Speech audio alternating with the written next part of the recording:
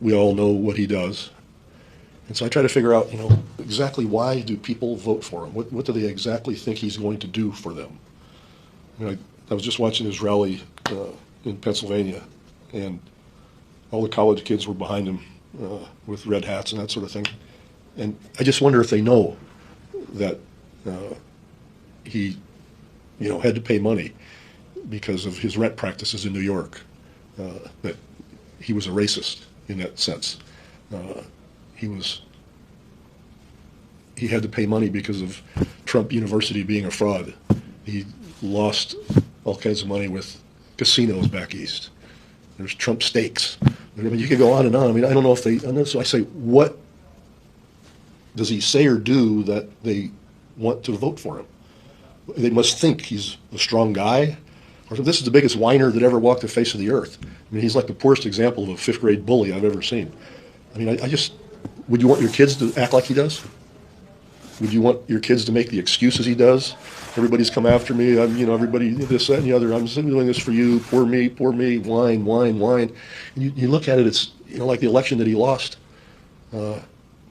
and he continues to lie about it. Of course, all the sycophants around him know that he's full of crap and a liar, but their interests are for themselves anyway. But I look at it, and I look at my grandchildren, and I wonder if my grandchildren are playing in a soccer game or a basketball game, do I want him to be their mentor? Do I want him to be their example of how to act if it doesn't go well? Like everybody in this room, hopefully all of us taught our children, you're not going to win all the time, but when you win, be humble.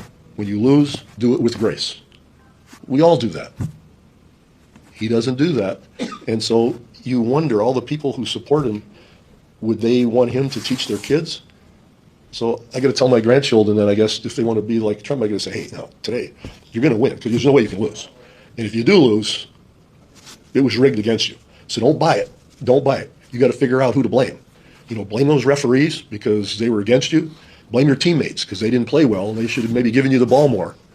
But you don't have to accept that. And just keep saying it. And just keep saying it. And to the little kids, what's really good about it? You keep saying it over and over. And all of a sudden, your life will be a little bit easier because you'll become delusional. Because you'll actually believe some of the lies you've been telling yourself. And then you don't have to worry about shame and guilt because when you're delusional, there's no shame. There's no guilt. And life becomes so wonderful.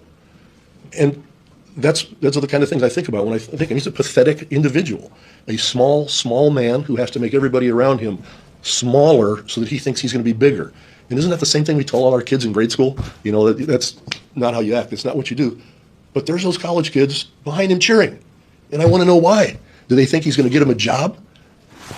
There's no policies, but we're going to get after Kamala Harris because somebody says she wasn't specific.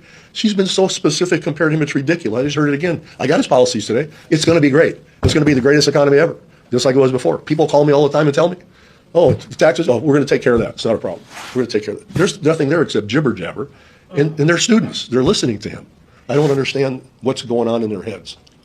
So he's pathetic. He's small. He's a whiner. We all know that. But you wouldn't have him babysit your kids. You wouldn't hire him if you had a small business. You want that man in your business? There's no way.